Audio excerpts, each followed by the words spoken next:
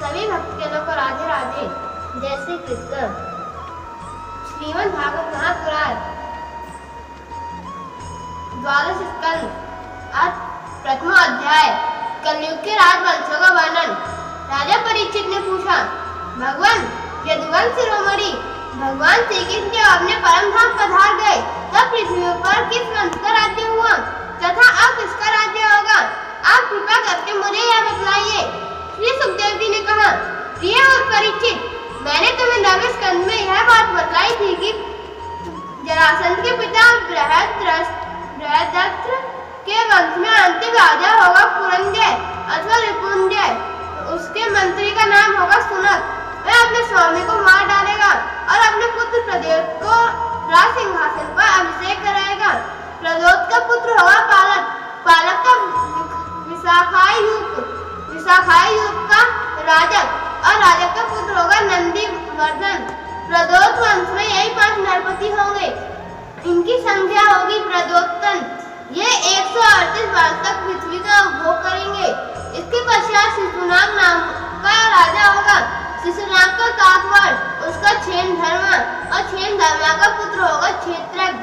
क्षेत्रज्ञ का विधिसार उसका अजात शत्रु, फिर दर्भ का पुत्र अजय होगा। अजय से नंदीवर्धन और उससे महानंदी का जन्म होगा। शिशुनाग वंश में ये 10 राजा होंगे। ये सब मिलकर कलयुग में 360 वर्षों तक पृथ्वी पर राज्य करेंगे। प्रिय परीक्षित, मां नंदी की सूत्रा पत्नी का गर्भ से नंद नामक पुत्र होगा। वह बड़ा बलवान होगा। मां नंदी महापद्य नामक निधि का अधिपति होगा, इसलिए लोग इसे महापद्य भी कहेंगे। वह क्षत्रिय राजाओं के विनाश का कारण बनेगा। तभी से राजलोक प्राय शूद्र और अधार्मिक हो जाएंगे। महापाद्य पृथ्वी का एक अक्षत्र शासक होगा। उसके शासन का उल्लंघन कोई भी न कर सकेगा। क्षत्रियों के विनाश में हेतु होने की दृष्टि से तो उसे दूसरा परशुराम ही समझना चाहिए। उसके सुमाल्य आदि 8 पुत्र होंगे। वे सभी राजा होंगे और 100 वर्ष तक इस पृथ्वी का उपभोग करेंगे। कौटिल्य, वात्स्यनंद तथा चाणक्य के नाम से प्रसिद्ध एक ब्राह्मण विश्वविख्यात नंद और उनके सुमाल्य आदि 8 पुत्रों का नाश कर डालेगा। उनका नाश हो जाने पर कलयुग में मौर्यवंशी नरपति पृथ्वी का राज्य करेंगे। वही ब्राह्मण पहले चंद्रगुप्त मौर्य को राजा के पद पर अभिषेकित करेगा। चंद्रगुप्त का पुत्र होगा वारिसार और वारिसार का अशोकवर्धन। अशोकवर्धन का पुत्र होगा सुयश, सुयश का संगत, संगत का सालिसुक और सालिसुक का सोम शर्मा, सोम शर्मा का शत्रुधन्वा और शत्रुधन्वा का पुत्र होगा बृहद्रथ होगा। कुरु वंश विभूषण परीक्षित, मौर्य वंश के ये 10 नरपति कलयुग के 137 वर्ष तक पृथ्वी का उपभोग करेंगे। बृहद्रथ का सेनापति होगा पुष्यमित्र संग। वह अपने स्वामी को मारकर स्वयं राजा बन बैठेगा।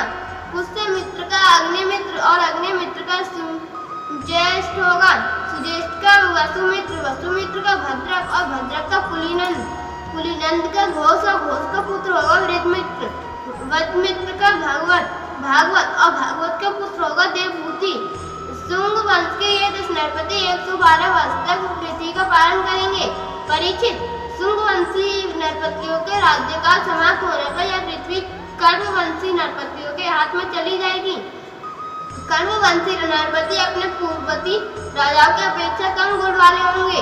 शुंग वंश का अंतिम नरपति देवभूति बड़ा ही लंपट होगा। उसे उसका मंत्री कर्मवंशी वासुदेव मार डालेगा और अपने बुद्धि बल से स्वयं राज्य करेगा। वसुदेव का पुत्र होगा भूमित्र, भूमित्र का नारायण और नारायण का सुशर्मा, सुशर्मा बड़ा यशस्वी होगा। कर्म वंश के ये 4 नरपति कावान कहलाएंगे और कलयुग में 345 वर्ष तक पृथ्वी का उपभोग करेंगे। प्रिय परीक्षित, कर्मवंशी सुशर्मा का एक शूद्र सेवक होगा बलि। वह अंध्र जाति का एवं बड़ा दुष्ट होगा। वह सुशर्मा को मारकर कुछ समय तक स्वयं पृथ्वी का राज्य करेगा। इसके बाद उसका भाई कृष्ण राज्य करेगा। कृष्ण का पुत्र श्री शांतकर्ण और उसका पौर्णमास होगा। पौर्णमास का लंबोदर और लंबोदर का पुत्र चिविलक होगा। चिविलक का मेघस्वाति, मेघस्वाति स्वाति का अटमान का अनिष्ट कर्मा का हाल्य का तलक का पुरुष भीरू और पुरुष भीरू का पुत्र होगा राजा सुनंदन। परीक्षित सुनंदन का पुत्र होगा चकोर के 8 पुत्र होंगे जो सभी बहु कहलाएंगे। इनमें सबसे छोटे का नाम होगा शिव स्वाति। वह बड़ा वीर होगा और शत्रुओं का दमन करेगा। शिव स्वाति गोमती पुत्र और उसका पुत्र होगा पुरीमान का मेदसिरा का शिवस्कंद का यज्ञश्री का विजय और विजय के 2 पुत्र होंगे चंद्रविज्ञा और लोमती। परीक्षित ये 30 राजा 456 वर्ष तक पृथ्वी का राज्य भोगेंगे। परीक्षित इसके पश्चात अब धृति नगरी के साथ आभीर 10 गर्दभी और 16 कंक पृथ्वी का राज्य करेंगे। ये सब के सब बड़े लोभी होंगे। इनके बाद 8 यवन और 14 तुर्क राज्य करेंगे। इसके बाद 10 गुरुंड और 11 मौन नरपति होंगे। मौनों के अतिरिक्त ये सब 1099 वर्ष तक पृथ्वी का उपभोग करेंगे तथा 11 मौन नरपति 300 वर्ष तक पृथ्वी का शासन करेंगे। जब उनका राज्यकाल समाप्त हो जाएगा तब किलिकिला नाम की नगरी में भूतनंद नामक राजा होगा। भूतनंदन का वंगरी का भाई शिशुनंदी तथा यशोनंदी और प्रवीरा ये 106 वर्ष तक राज्य करेंगे। इनके 13 पुत्र होंगे और वे सबके सब बाइलीक कहलाएंगे। इनके पश्चात पुष्पमित्र नामक क्षत्रिय और उसके पुत्र दुर्मित्र का राज्य होगा। परीक्षित बाइलीक वंशी नरपति एक साथ ही विभिन्न प्रदेशों में राज्य करेंगे और उनमें 7 आंध्र प्रदेश के साथ ही कौशल देश के अधिपति होंगे। कुछ विदुर भूमि के शासक और कुछ निषेध देश के स्वामी होंगे। इनके बाद मगध देश का राजा होगा विश्वस्फूर्ति। यह पूर्वक पुरंजय के अतिरिक्त द्वितीय पुरंजय कहलाएगा। यह ब्राह्मणादि उच्च वर्णों का पुलिंद यदु और मद्र आदि मलेच्छ प्राय जातियों के रूप में परिणत कर देगा। इसकी बुद्धि इतनी दुष्ट होगी कि यह ब्राह्मण क्षत्रिय और वैश्यों का नाश करके शूद्रपाय जनता की रक्षा करेगा। यह अपने बल वीर से क्षत्रिय को उजाड़ देगा और पद्मावती पुरी को राजधानी बनाकर हरिद्वार से लेकर प्रयाग पर्यंत सुरक्षित पृथ्वी का राज्य करेगा।